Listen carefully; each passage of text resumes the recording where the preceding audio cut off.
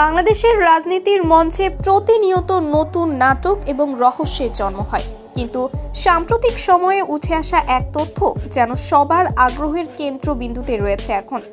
দর্শক, তরুণদের জনপ্রিয় নেতা সার্জিস আলম, যিনি কোটা বিরোধী আন্দোলনের সময় সাহসিকতা আর নেতৃত্ব গুণ দিয়ে দেশব্যাপী পরিচিতি লাভ করেছে, এবার তাকে নিয়েই এক বিস্ময়কর দাবি ছড়িয়েছে সোশ্যাল মিডিয়ায়।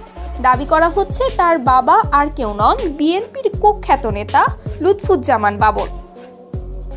যারা কোটা বিরোধী আন্দোলনের সাক্ষী ছিলেন তারা জানেন সার্জিস আলমের নেতৃত্বের কথা।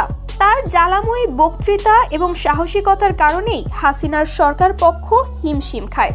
সে সময়ে সার্জিস হয়ে ওঠেন তরুণদের প্রতীক, যাকে ঘিরে জন্ম নেয় নানা অনুপ্রেরণা। কিন্তু ভাবতেই অবাক লাগে যে এমন এক জনপ্রিয় নেতার পারিবারিক পরিচয়ে এতদিন লোকচক্ষুর আড়ালে ছিল। সামাজিক যোগাযোগ মাধ্যমে হঠাৎ করেই উঠে আসা এক নতুন তথ্যই যেন এক রহস্যের জন্ম দিল। ফেসবুক ও অন্যান্য সোশ্যাল মিডিয়া প্ল্যাটফর্মে দাবি করা হচ্ছে বিএনপির প্রভাবশালী নেতা ও বাংলাদেশের রাজনীতির বিতর্কিত চরিত্র লুৎফুজ্জামান বাবরই সার্জিস আলমের বাবা। বাবর, যিনি একসময় তত্ত্বাবধায়ক সরকারের স্বরাষ্ট্র প্রতিমন্ত্রী ছিলেন এবং কুখ্যাত 10 ট্রাক অস্ত্র মামলাতে অভিযুক্ত।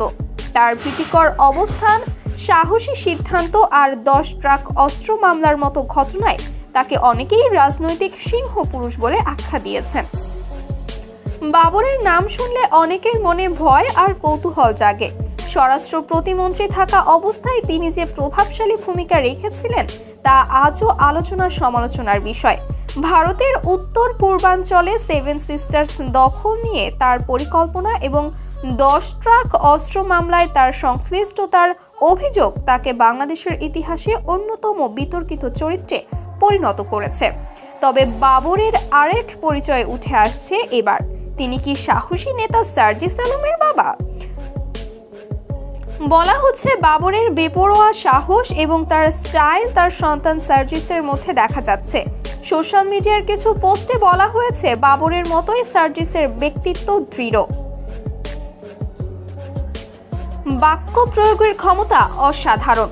এদিকে এমন তথ্য সামনে আসার পর সার্জিসের সমর্থকরা দ্বিধায় পড়ে গেছেন। একদিকে তারা বিশ্বাস করছে যে একজন সাহসী নেতার রক্তের উত্তরাধিকারী হিসেবে সার্জিস তার বাবার বৈশিষ্ট্য সব পেয়েছে। অন্যদিকে অনেকেই বলছেন এটি একটি রাজনৈতিক ষড়যন্ত্র। একজন সমর্থক মন্তব্য করেন, সার্জিস আলম একজন সাহসী নেতা।